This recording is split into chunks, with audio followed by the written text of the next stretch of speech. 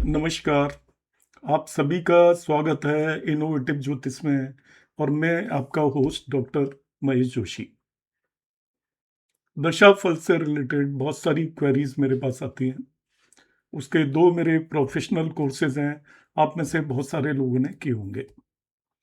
आज एक मैं तीसरे तरीके से हम दशाओं को किस तरीके से देखते हैं, आसानी से दशाफल किस तरीके से देखे जा सकते हैं, उसके बारे में बात करूंगा। जो मेरा टॉपिक है आज और जिसके बेस पर मैं वीडियो बना रहा हूँ, ये एक काफ़ी रिसर्च के बेस पर बहुत सारे महान एस्ट्रोलॉजर्स ने जो भी चीज़ें बताई हैं, उनका एक तरीके से सार है। इसके अंदर केपी एस्ट्रोलॉजी डेवलप की थी कृष्णमूर्ति जी ने। तो कृष्णमूर्ति जी ने केपी एस्ट्रोलॉजी में किन चीज़ों का ध्यान दिया? एक मिस्टर भसीन एक काफ़ी पॉपुलर एस्ट्रोलॉजर थे। उन्होंने डिस्पोजिटर थ्योरी को यूटिलाइज किया और दशाफल अध्याय के अंदर पाराशर जी ने जो कंसेप्ट दिए हुए हैं, उन सभी को इसके अंदर यूटिलाइज किया हुआ है। इसमें कोई भी चीज़ ऐसी नहीं है कि वो कोई मनगढ़ंत हो या इधर उधर से लाई गई हो। और ये बहुत ही सटीक टेक्निक है। आप जो भी टेक्निक यूज करते हो, उन सभी टेक्निकों को भी आप इसके साथ यदि इस्तेमाल करेंगे तो आपको दशाफल बहुत आसानी से निकालने में मदद मिलेगी। हम यहाँ पर बात करेंगे आज किस तरीके से महादशाओं के रिजल्ट हम देख सकते हैं कि कोई भी आने वाली महादशा किस बात पर निर्भर करेगी। जनरली महादशा को हम देखते हैं कोई भी प्लेनेट की लॉर्डशिप के बेस पर देखते हैं। आपको मालूम है, हम समझते हैं कि कोई भी प्लेनेट कौन कौन से रिजल्ट देता है जनरली।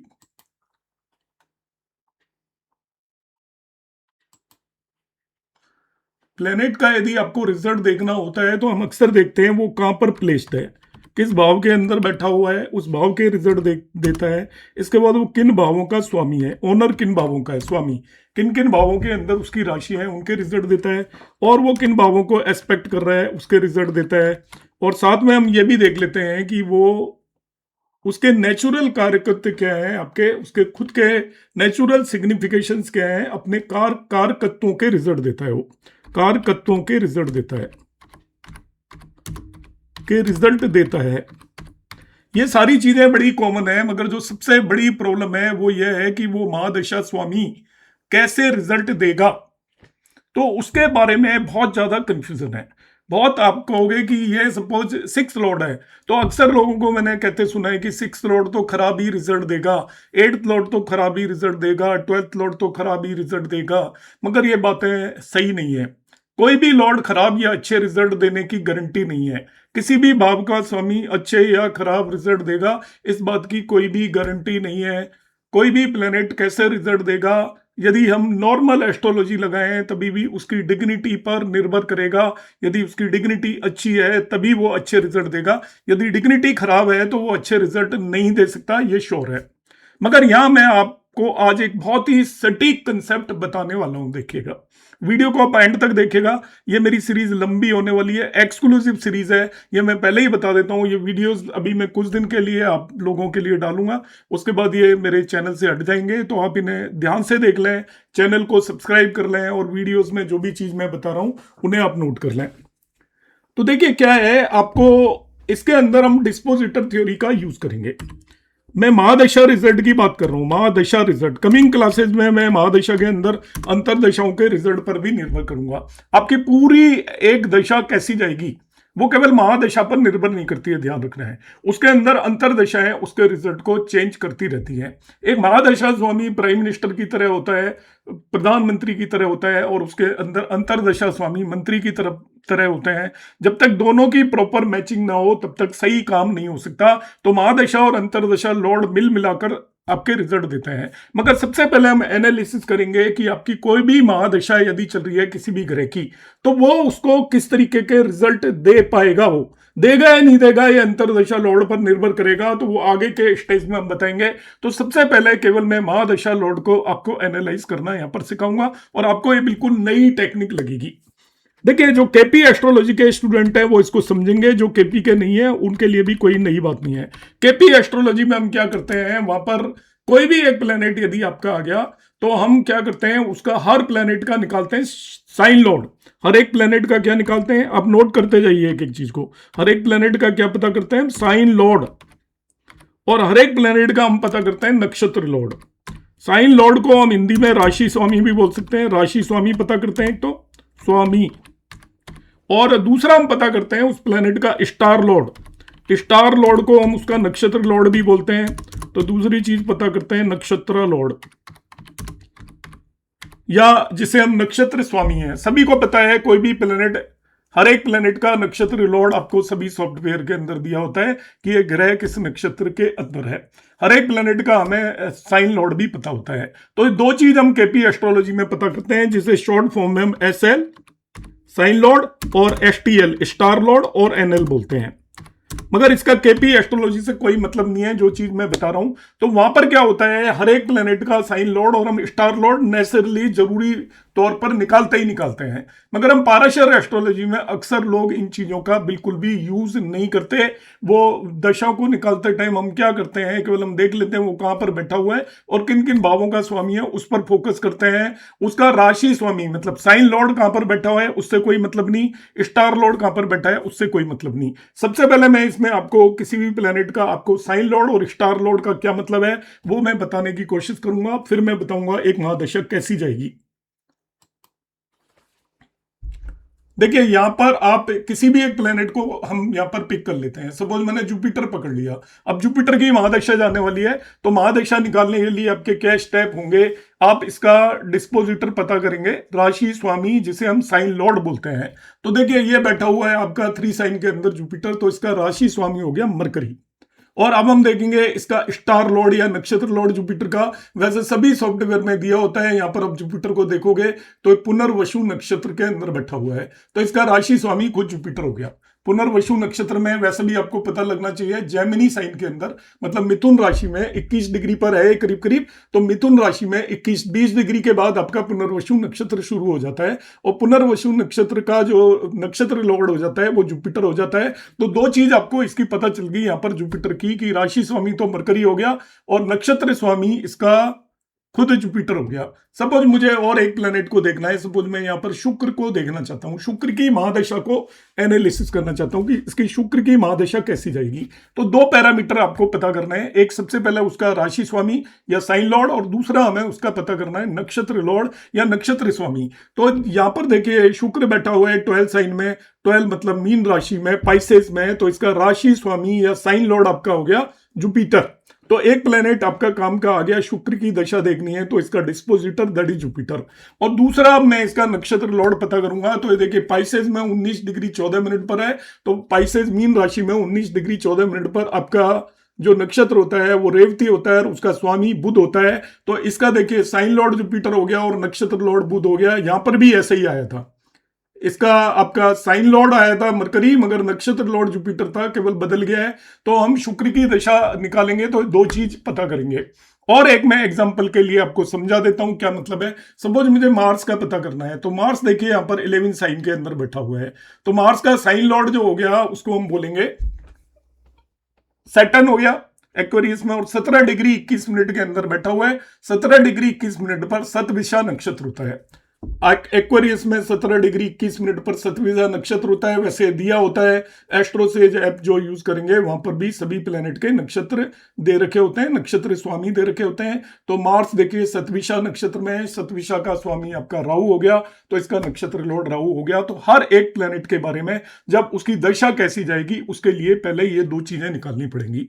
देखिए दशा फल अध्याय के अंदर यदि आप जाओगे, मैं पाराशरी का कंसेप्ट बता रहा हूं, आप में से बहुत लोगों के कमेंट आना शुरू हो जाएंगे कहां से पकड़ के ले आए, अपने मनगढ़ंत चीजें बता दी हैं इस तरीके के। क्योंकि नेगेटिव लोग बहुत होते हैं, उनका काम केवल यही होता है कि वो नेगेटिव चीजों को पकड़ कर लेकर आते हैं। तो उनके लिए मैं बता देता हूं दशा फल अध्याय में इसको साइन लॉर्ड, राशि स्वामी और नक्षत्र स्वामी की जगह स्थूल अधिपति, स्थूल स्थूल अधिपति और सूक्ष्म अधिपति नाम से आपको मिलेगा वहां पे। सूक्ष्म अधिपति तो जो हम साइन लॉर्ड जिसे बोल रहे थे राशि स्वामी, उसको लिखा हुआ है वहां पे स्थूल अधिपति, और जिसे हम स्टार लॉर्ड बोल रहे थे उसको बोल रहे थे सूक्ष्म अधिपति। और दशा फल अध्याय में ये दिया हुआ है कि किसी भी प्लेनेट की महादशा के रिजल्ट, मैं लिख रहा हूं देखिए हिंदी में, किसी भी प्लेनेट की महादशा कैसी जाएगी, महादशा कैसी जाएगी,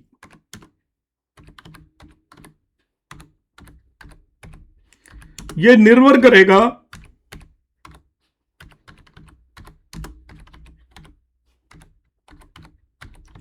उसके स्थूल अधिपति, शॉर्ट फॉर्म में मैं ऐसे पीटी लिख रहा हूं, और एंड सूक्ष्म अधिपति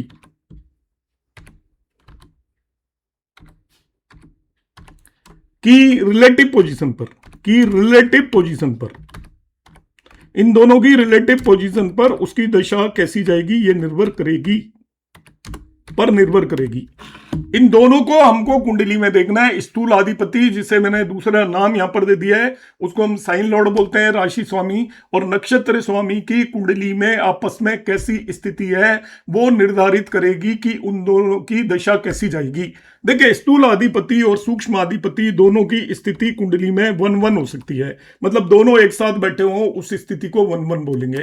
दूसरी स्थिति उनकी 2-12 हो सकती है, दोनों एक दूसरे से आगे पीछे बैठे हो उसको 2-12 बोलेंगे। तीसरी स्थिति 3-11 हो सकती है। चौथी स्थिति उसमें 4-10 हो सकती है। पांचवी स्थिति नवपंचम हो सकती है, जिसे 5-9 हम बोलते हैं। और छठी स्थिति आपका 6-8 षडाष्टक हो सकती है। और सातवीं स्थिति उसको 1-7 बोलते हैं, सम सप्तक, या 1-7 याद रख लीजिएगा, नाम मुझे एग्जैक्टली याद नहीं आ रहा, सम सप्तक बोलते हैं इसको। तो यहां पर ये कंडीशंस होती है। हिंदी की कुछ टर्म्स में मुझे डिफिकल्टी रहती है, क्योंकि मैंने हिंदी में कभी इसको पढ़ा नहीं है एस्ट्रोलॉजी को, इसलिए कुछ वर्ड्स हो सकता है प्रॉब्लम हो, तो आप समझ जाइए यदि वो दोनों सम सप्तक बोलते हैं शायद। यस, तो ये आपकी इनकी पोजीशन है, आपका 1-1, 2-12, 3-11, 4-10, 5-9, 6-8 एंड 1-7। इन पोजीशंस पर आपका हो सकते हैं। वो कौन कौन देखने हैं आपको, उसका साइन लॉर्ड और आपको उसका स्टार लॉर्ड, जिसे हम बोलते हैं उसका स्थूलाधिपति और सूक्ष्माधिपति। यदि वो दोनों एक दूसरे के 1-1 में हो, 1-1 में हो, तो इस पर्सन को इस पर्टिकुलर जो उस प्लेनेट की महादशा उसके लिए बहुत ही अच्छी जाने वाली है, बहुत स्ट्रांग जाने वाली है, उसको नेम फेम मिलने की संभावना है। आप इसे नोट कर लीजिएगा 1-1 में। पीडीएफ इसका मैं कोई भी प्रोवाइड नहीं करूंगा, बीच में आपको मैं इंफॉर्मेशन दे देता हूं जो मेरे अक्सर वीडियोस में होता है। मेरा भृगु नंदी नाड़ी का, प्योर आरजी राव जी की भृगु नंदी नाड़ी का कोर्स मैं कराता हूं। शायद मैं या कुछ और 1-2 लोग ही और कराते हैं, बाकी सब अलग तरीके की भृगुनंदी नाड़ी कराते हैं। आपको करना है तो वो आप ज्वाइन कर सकते हो 1 अप्रैल 2026 से। और एक एक्सटेंसिव रेमेडीज का कोर्स है। रेमेडीज के कोर्स के बारे में मैं बता देता हूं, मैं कोई भी जलाने, दबाने, बहाने वाली रेमेडीज नहीं बताऊंगा। मैं एक्चुअल शास्त्रों पर बेस्ड रेमेडीज का कोर्स कराता हूं, जिसमें आपकी बिल्कुल कोई भी अंधविश्वास से रिलेटेड एक भी रेमेडी नहीं होगी। मंत्र होंगे, तंत्रों पर बेस्ड रेमेडी नहीं होंगी, मंत्र और आपके कर्मों पर बेस्ड रेमेडीज का कोर्स होगा। जेम स्टोन्स वगैरह की कोर्स होगा, वो 1 मई से शुरू हो रहा है। और उसकी जानकारी के लिए हमारे नंबर 9013798899 पर आप संपर्क कर सकते हैं। अब आ जाते हैं हम यहाँ पर, जब दो प्लेनेट का स्थूलाधिपति और आपका सूक्ष्माधिपति यदि 1-1 एक साथ बैठे हो तो वो आपको नेम फेम देगी। 2-12 में बैठे हो तो आपका क्या होगा, आपके पास धन की स्थिति आपकी बहुत सेटल्ड नहीं होगी। आपके पास पैसा आता रहेगा जाता रहेगा, मतलब धन की स्थिति से आप परेशान रहोगे। आपके पास ऐसा होगा, आपको लगेगा कि आपको फायदा हो रहा है, साथ साथ नुकसान होता रहेगा। आपकी लिक्विडिटी की प्रॉब्लम फंसी रहेगी, आप कहीं से बड़ी मुश्किल से कमाओगे, मगर दूसरी तरफ बहुत सारे आपके खर्चे आ जाएंगे। ऐसी स्थिति आपकी उस दशा के अंदर डेफिनेटली बनी रहेगी। 3-11 का मतलब है कि आपको इस पूरी दशा के अंदर अपनी इच्छाओं को पूरी करने के लिए एफर्ट करने पड़ेंगे, प्रयास करने पड़ेंगे। आपको बहुत प्रयास के बाद सक्सेस जरूर मिल जाएगी, आपकी इच्छाएं पूरी होंगी यदि आप पूरी तरीके से प्रयास कर रहे हैं तो। 4-10 की जब भी दशा होगी तो आपको अपने कार्य क्षेत्र में वृद्धि करोगे आप। एक्सपेंशन के बारे में सोचोगे, विस्तार करने के बारे में सोचोगे, विस्तार करने की कोशिश करोगे, अपना जो भी रेजिडेंस है उसे बदलने की कोशिश करोगे, अपना घर बार बदलने की कोशिश करोगे, आप जगह बदलने की कोशिश करोगे। विस्तार का मतलब है आप अपने स्थान पर जो कार्य कर रहे हो उसको थोड़ा एक्सपेंड करते हैं हम, तो हमें सारी चीजें बदलने की कोशिश करनी पड़ती है। तो 4 to n में है तो मेन इस तरीके के रिजल्ट मिलेंगे। पंचम नवम की स्थिति यदि आप आ गई तो आपके भाग्य के लिए वो बहुत अच्छा रहेगा। वो पर्टिकुलर दशा के अंदर आपका भाग्य काम करेगा। सपोज आप कोई लॉटरी लगाते हैं, हो सकता है आपकी लॉटरी लग जाए, कहीं मकान के लिए अलॉटमेंट लगाते हो जहां पर इस तरीके की स्कीम होती है जिसके अंदर बहुत सारे लोग लगाते हैं मगर कुछ लोगों को अलॉट होता है, तो 5-9 की दशा हो सकती है। आपकी उच्च शिक्षा, उच्च ज्ञान, आपकी स्पिरिचुअल आध्यात्मिक ज्ञान के लिए समय बहुत ही बेहतरीन रहने वाला है। मैं आध्यात्मिक ज्ञान की बात कर रहा हूं, मैं धर्म की बात नहीं कर रहा, मतलब जो हम रिलीजन मानते हैं उसकी बात नहीं कर रहा, मैं स्पिरिचुअलिटी की बात कर रहा हूं। आपका भाग्य काम करेगा, आपको ज्ञान मिलेगा, अच्छे गुरु मिलेंगे, पिता से आपके अच्छे संबंध होंगे, ऐसी स्थिति डेफिनेटली होगी, पिता से लाभ होगा इस पर्टिकुलर समय पर। और आपको लॉन्ग ट्रेवल करनी पड़ सकती है, धार्मिक स्थानों पर आप जा सकते हो। षडाष्टक जब होगी तो ये आपका समय, आपके लिए एफर्ट करने पड़ेंगे, आपको बहुत प्रयास करने पड़ेंगे मगर सफलता नहीं मिलेगी। षडाष्टक है तो वो आपका, उसके अंदर आप एफर्ट करेंगे वो बेकार नहीं जाएंगे मगर उनकी आपको दशा के अंदर आपको फल नहीं मिलेंगे। उस दशा के गुजरने के बाद इस समय पर आप जो प्रयास करेंगे वो आपको उस समय पर फालतू जाते हुए नजर आएंगे, मगर वो प्रयास आपके खराब नहीं जाएंगे, क्योंकि हम जो भी एफर्ट करते हैं, प्रयास करते हैं, वो आपके यूनिवर्स के अंदर फैले होते हैं, यूनिवर्स के अंदर प्रेजेंट होते हैं। मैं जो भी कर्म करूंगा यूनिवर्स में वो कर्म कहीं न कहीं स्थित होंगे और वो मुझे कब आकर फल दे देंगे मुझे पता भी नहीं चलेगा। तो षडाष्टक की दशा के जो आपके प्रयास हैं वो उसी समय पर आपको फल नहीं देने वाले हैं। आपको लगेगा मेरा समय बहुत खराब चल रहा है, मैं बहुत कोशिश कर रहा हूं मगर मुझे कुछ नहीं मिल रहा, मगर ये जैसे ही दशा आपकी चेंज होगी, षडाष्टक वाली दशा से कोई दूसरी दशा आएगी तो वो फल आपको मिल जाएंगे। जैसे आज की डेट में आप कोई भी एफर्ट कर रहे हो, अपनी दुकान जमा रहे हो, आपको आपके पास बहुत ग्राहक नहीं आ रहे मगर ईमानदारी से काम कर रहे हो, तो आप अपने आप को स्टेब्लिश कर रहे हो, आपको बहुत फायदा नहीं हो रहा, मगर वो एक पर्टिकुलर टाइम के बाद जब आपकी शाख बन जाएगी तो आपके पास इतने लोग आना शुरू हो जाएंगे कि आपको बहुत फायदा होगा। तो षडाष्टक की दशा आपको इस तरीके की लगेगी कि आपके काम नहीं बन रहे हैं, मगर इस समय पर आप प्रयास करोगे तो फ्यूचर में जाके आपके काम बन जाएंगे। इसी तरीके से आपकी इसको 1-7 की जो दशा होती है, सप्तक जो दशा होती है, इसके अंदर आप कंफ्यूज रहोगे हमेशा, आपको डिसीजन लेने में कभी भी मदद नहीं मिलेगी, आप डिसाइड नहीं कर पाओगे, हमेशा आपके मन के अंदर दो राय होंगी और आप सही राय पर नहीं जा पाओगे। इसमें आपको यह डिसाइड करना है कि इन दोनों में से स्थूल अधिपति स्वामी और सूक्ष्म अधिपति में, स्थूल अधिपति मीन साइन लॉर्ड और स्टार लॉर्ड में जो भी ग्रह आपका आपकी लग्न का मित्र है, आपकी जो भी लग्न है, सपोज लग्नेश आपका जुपिटर है तो लग्नेश जुपिटर के जो भी मित्र हो सकते हैं, लग्नेश जुपिटर का आपका मित्र सूर्य हो सकता है, लग्नेश जुपिटर का मित्र आपका मार्स हो सकता है, मून हो सकता है। तो लग्नेश के जो भी मित्र हैं उनके रिलेटेड यदि आप चीजों पर फोकस करोगे, अपने लग्नेश से मित्र से रिलेटेड चीजों पर फोकस करोगे तो आपको बेटर रहेगा, क्योंकि ये पीरियड आपका इनडिसिसिव होगा। इनडिसिसिव का मतलब आप निर्णय लेने में आपको परेशानियां होंगी, आप डबल माइंडेड होंगे, आप सोच नहीं पाएंगे। तो आपको जो डिसीजन उस तरफ लेना है, अपने दिमाग को लगाना है कि सपोज आपका कैंसर लगने की कुंडली है और आपको पता चला कि आपकी जुपिटर के अंदर मून की दशा है, तो यहाँ पर जुपिटर आपका स्टार लॉर्ड है और मून आपका, यहाँ पर हम सपोज मान लेते हैं उसका, सॉरी माफ कीजिएगा, सपोज कैंसर लगने की आपकी कुंडली है, कैंसर लगने के लिए लग्नेश आपका मून है।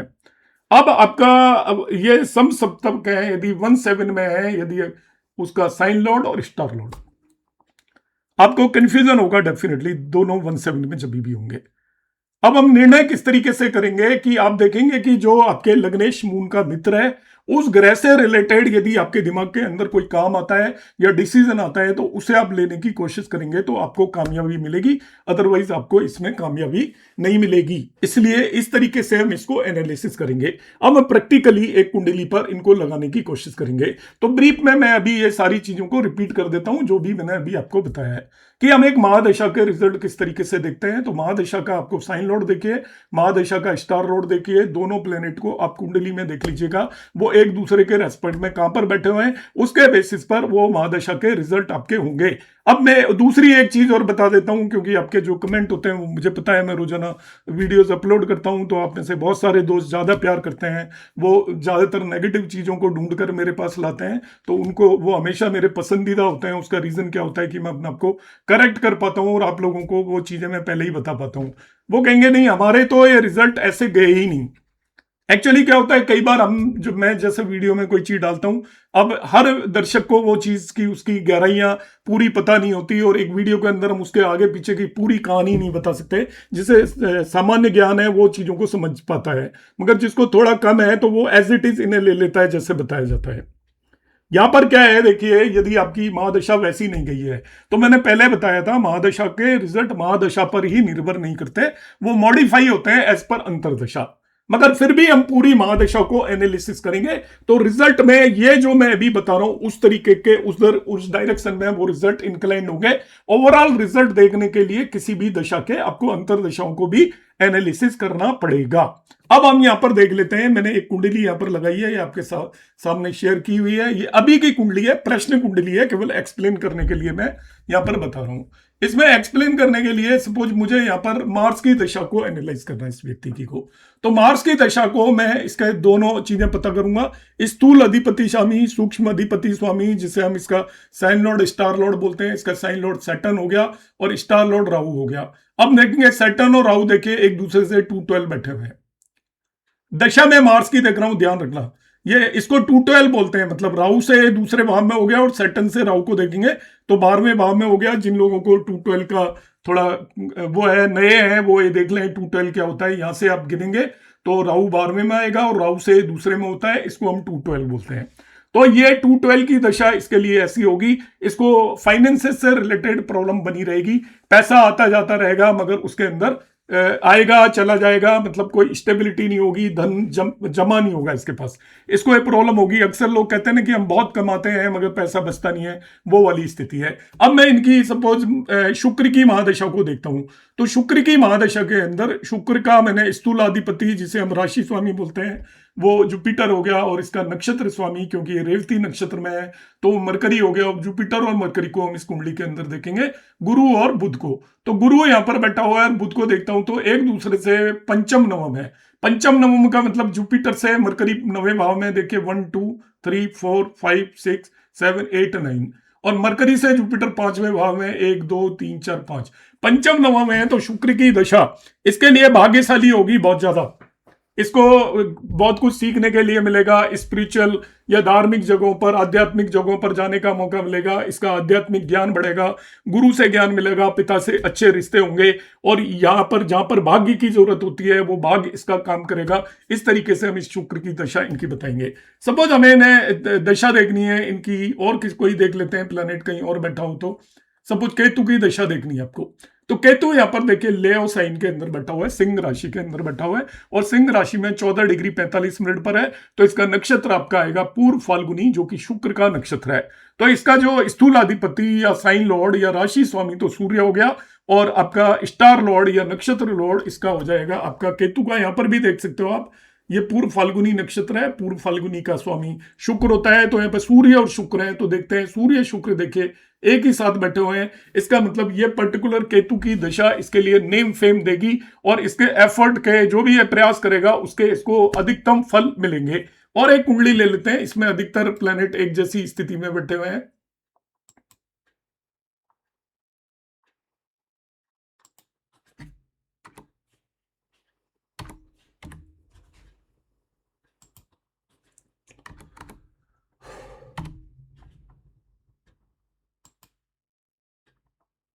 अब हमने एक दूसरी कुंडली ले ली है, देखिए अब इस कुंडली के अंदर हम सपोज इनके शनि की दशा देखना चाहते हैं सैटर्न की। तो सैटर्न देखिए कैप्रिकॉन साइन के अंदर 15 डिग्री 22 मिनट पर बैठा हुआ है। तो कैप्रिकॉन साइन का बैठा हुआ है, इसका मतलब इसका स्थूल अधिपति या साइन लॉर्ड हो गया आपका सैटर्न। अब ये 15 डिग्री 22 मिनट पर यहां पर बैठा है, तो इसका जो नक्षत्र रहेगा श्रवणा नक्षत्र रहेगा। वैसे यहां पर भी आप देख सकते हो श्रवणा नक्षत्र आ रहा है, तो कैंसर के अंदर 15 डिग्री 22 मिनट तक आपका श्रवणा नक्षत्र होगा, 16 डिग्री 40 मिनट तक श्रवणा नक्षत्र होता है। तो यहां पर हम वो सॉरी कैंसर नहीं, कैप्रिकॉन राशि है, कहीं गलती से मैं कैंसर बोल गया हूं, माफ कीजिएगा। तो कैप्रिकॉन के अंदर ये 15 डिग्री 22 मिनट है। तो यहां पर हम देख लेते हैं इसको, ये आपका श्रवणा नक्षत्र है, इसका मतलब मून। तो देखिए इसका राशि स्वामी है सैटर्न और इसका नक्षत्र स्वामी मून है, दोनों एक दूसरे से 212 बैठे हुए हैं। 212 बैठने का मतलब है कि ये जो दशा है इनकी, उसके अंदर इस व्यक्ति के खर्चे फाइनेंसेस से रिलेटेड इसको प्रॉब्लम होने वाली है डेफिनेटली। और देख लेते हैं, यहां पर हम किसी की दशा देखना चाहते हैं, देखिए मैं और एक कुंडली बदलता हूं।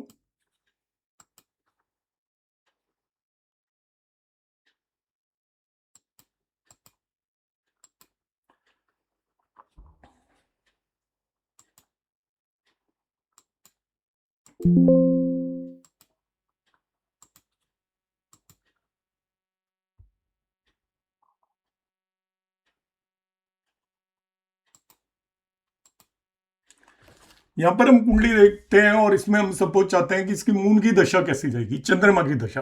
तो देखिए चंद्रमा की दशा देखने के लिए हम सबसे पहले चंद्रमा का नक्षत्र स्थूलाधिपति लेते हैं, राशि स्वामी आप देखिए वो मार्स है, यहाँ पर एरी साइन के अंदर बैठा हुआ है। फिर ये आपका अश्विन नक्षत्र में है, तो इसका सूक्ष्म अधिपति या स्टार लॉर्ड केतु हो गया।